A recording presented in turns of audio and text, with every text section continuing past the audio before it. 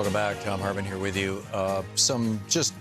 In the news department here, the American Legislative Exchange Council, ALEC, co-founded by Paul Weyrich back in the day. This is one of the many organizations that came out of the Powell memo, where the Lewis Powell, who went on to be on the Supreme Court, told the billionaire backers over at the U.S. Chamber of Commerce, it's time to get politically active. Stop just being business people and start putting your money in politics. Buy politicians, buy courts, buy judges, set up think tanks, buy media, invest in schools. That is to say, create for-profit schools and endow chairs and whatnot in universities to get the right-wing message out, to get the pro-corporate message out, to get the message of oligarchy and fascism out. Although these are not how he referred to them, And David Daley wrote a great piece over at Alternet. In fact, Dave was on our show last week. It's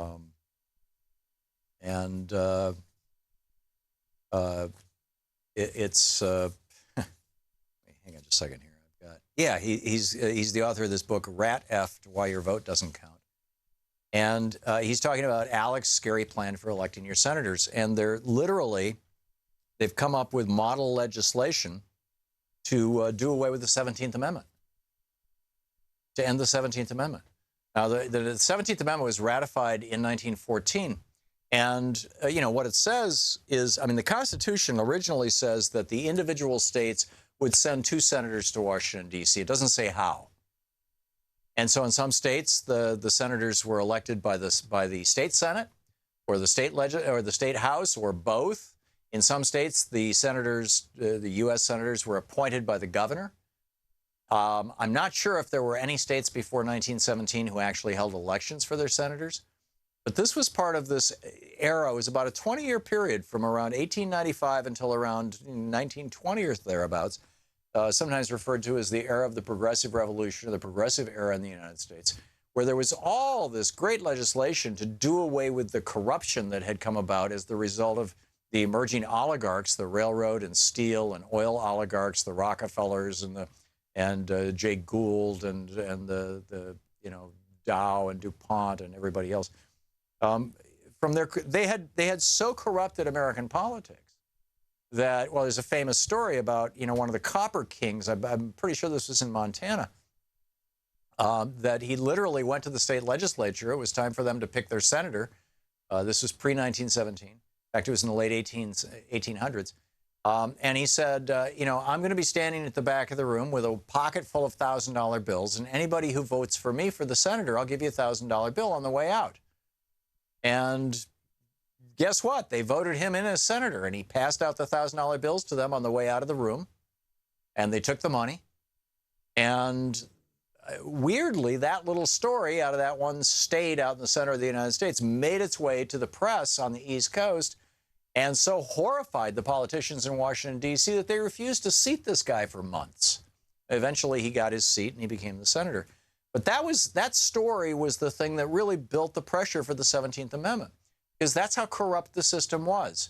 Well, guess who wants to take us back to a corrupt system? The people who are trying to corrupt our current system, the billionaires of the ALEC type class. So I encourage you to check this thing out.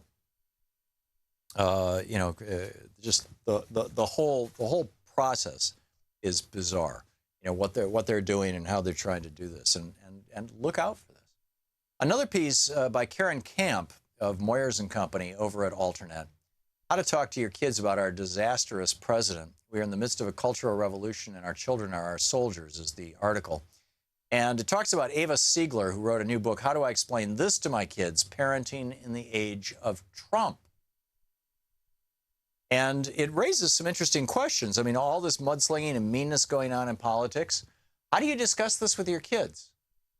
Actually, I think it might be a great opportunity to talk about bullying in the schoolyard, bullying in school. This is what's happening at the White House. That's a bad example. Don't do it. But, hey, it's nothing new. But on the other hand, and, what is the biggest threat to our children?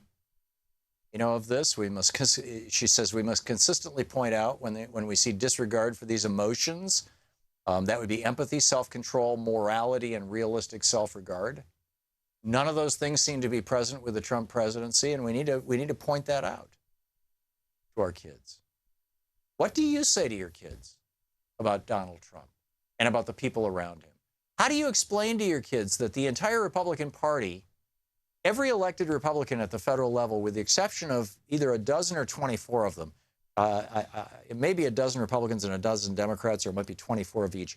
But in any case, that's the max, right? 24 Republicans who are acknowledging climate change, the Climate Change Caucus in Congress. All the rest of them so completely sold out to Koch Industries and ExxonMobil and all the other big fossil fuel companies, you know, Massey and whatnot, so completely sold out to them that they deny climate change is even happening, or deny that it's being done by people. So what do we tell our kids? Where do we go from here? How do you share this with the next generation, or the generation after the next? You know, it's very often our children are 2 generations down the road. How do we share this? How do we educate them? Is it enough to just give them a copy of 1984 like our parents did with us, and say, here, read George Orwell. He'll tell you, you know, what dystopia means. How do you do this? Anyhow, back with more of your thoughts, my thoughts, and the news of the day right after. This is the Thom Hartmann Program.